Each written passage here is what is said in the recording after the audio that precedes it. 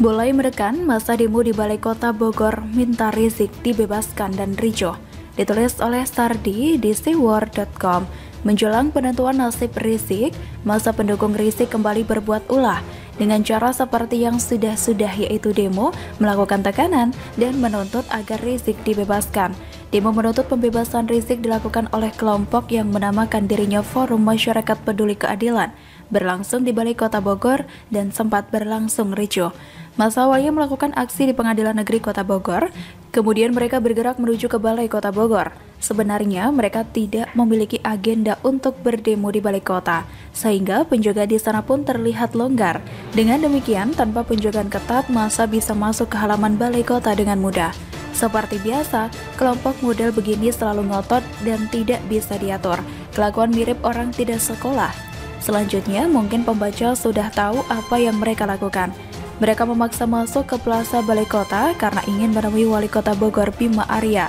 Kericuhan pun terjadi karena pergerakan massa dihalangi oleh petugas Satpol PP yang berjaga. Aksi saling dorong pun terjadi. Setelah berhasil mengurai massa, polisi dan Pol PP yang berjaga membubarkan mereka setelah perwakilan massa berdialog dengan Wali Kota Bogor. Kabarnya, massa akan mengagendakan pertemuan dengan Wali Kota Bogor pekan depan.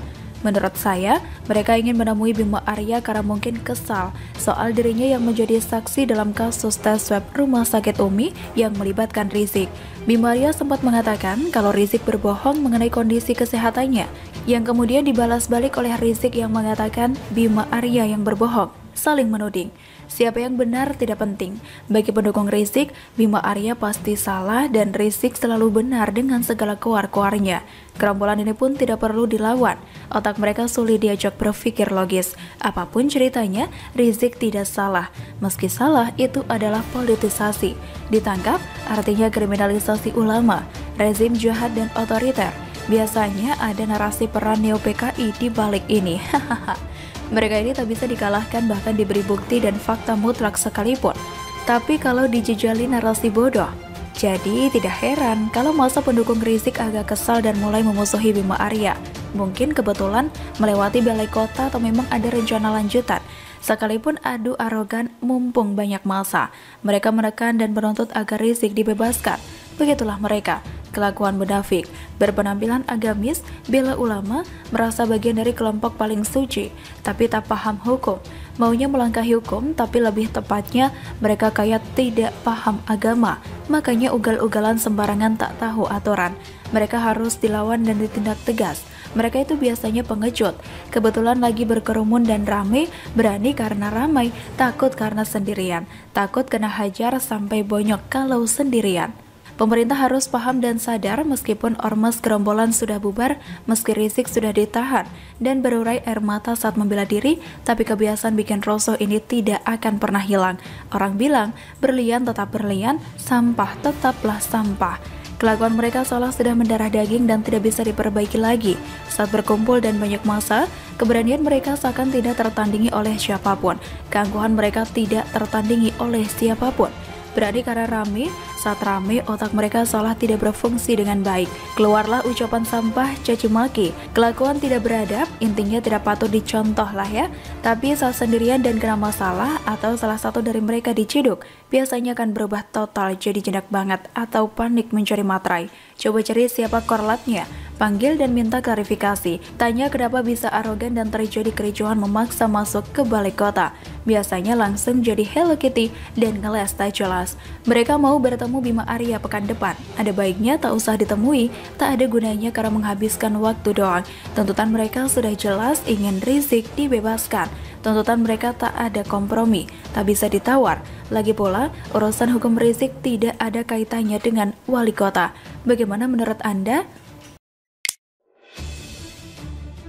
Rizik yang selalu sebut nama Ahok di persidangan, ditulis oleh Widodo SP di siwar.com. Dalam pembacaan pledoi di Pengadilan Negeri Jakarta Timur pada Kamis 10 Juni 2021, Rizik Syihab yang divonis 6 tahun bui menyebut trio pegiat media sosial yang sudah tak asing lagi, Denny Siregar, Eko Kuntadi, dan Ade Armando. Artinya siapapun yang menista atau menodai agama apapun harus diproses hukum sesuai amanat Undang-Undang Anti Penodaan Agama. yang tertuang dalam Perpres Nomor 1 Tahun 1965 dan KUHP Pasal 156A. Sebagaimana Ahok si penista Al-Quran diproses, maka selain Ahok, seperti Abu Janda, Ade Armando, Denny Siregar, dan semua gerombolan mereka yang sering menodai agama dan menista ulama juga harus diproses hukum sesuai dengan prinsip equality before the law sebagaimana diamanatkan Undang-Undang 1945, kata Rizik seperti dilansir dari laman detik.com.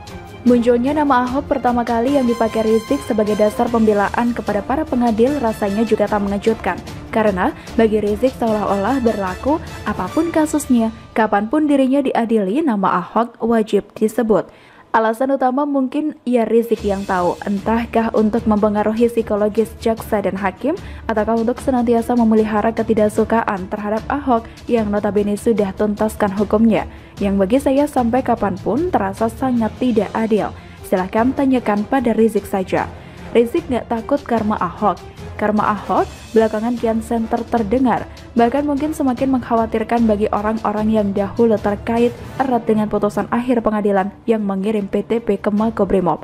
Nama-nama seperti Buniani, almarhum Tengku Zul, A'agim, bahkan Rizik sendiri diyakini oleh banyak orang sedang disergap oleh dampak dari ngerinya ucapan Ahok saat menjalani sidang terakhir, bahwa orang-orang yang menzalimi dirinya satu persatu akan dipermalukan.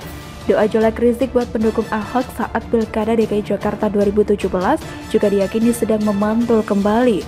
Dan mengenai sosok yang pernah kabur ke Arab Saudi usai terjadinya rame-rame kasus chat mesum yang melibatkan Tante Firza itu. Apakah kasus ini akan dibuka lagi diproses di pengadilan ya? Kembali ke Rizik dan Ahok. Entah ada kesalahan Ahok yang mungkin sangat melukai hati Rizik, seolah ada dendam kesumat dalam dirinya terhadap ex-gubernur DKI Jakarta itu. Sampai-sampai Ahok sudah hidup tenang dengan pekerjaan keren sebagai komut Pertamina pun masih saja diungkit kesalahannya, yang lebih terlihat sebagai penafsiran sepihak dan keputusan yang terasa tidak adil. Bagaimana kabar Hakim Dwi Arso sekarang ya? Masih sehat-sehat sajakah beliau? Jika saya mengingat kembali ucapan Ahok dan sikap Rizik sampai hari ini terhadap Ahok, saya jadi membayangkan apa yang bisa saja terjadi pada masa mendatang, seperti dialami oleh Maher dan Tengku Zul yang berangkat duluan ke alam baka. Jika seandainya kelak Rizik lebih dahulu menyusul kedua almarhum tadi, akankah Ahok bersorai? Atau dia justru menunjukkan rasa empati yang mendalam dengan berpikir bahwa masa lalunya terhadap Rizik sudah dikubur dalam-dalam tanpa mau diingat lagi? Ini seandainya saja. Namun, sejatinya saya ingin melihat Rizik hidup lebih lama untuk menghadapi persidangan demi persidangan yang masih harus diikutinya, termasuk ancaman hukuman yang kudu diterima dan dijalaninya, seperti dahulu Ahok pernah merasakannya juga. Nah, kalau dilihat dari sikap yang ditunjukkan Rizik seperti bisa kita baca di berbagai pemberitaan, termasuk pleidoinya yang terbaru, sukar rasanya mengharapkan orang ini menyadari kesalahannya, lalu dengan kesatria berkata, saya akan menerima dan menghadapi segala konsekuensi hukum dari segala tindakan saya. Jika memang pengadilan menyatakan saya bersalah, pendukungnya juga sama saja. Sukar diharapkan mereka akan menerima putusan hakim terhadap junjungan mereka dengan lapang dada. Karena mungkin sosok Rizik lama-lama capek juga mengikuti perjalanan kasus orang yang satu ini. Mbak ya sudah dihukum berat 10 hingga 15 tahun. Terus jangan lagi masuk pemberitaan apapun gitu loh, biar negara ini tenang. Namun, apakah harapan ini hanya angan-angan belaka usai kita dengar hukuman ringan atau 8 bulan yang diterima Rizik dalam kasus kerumunan massa di Mega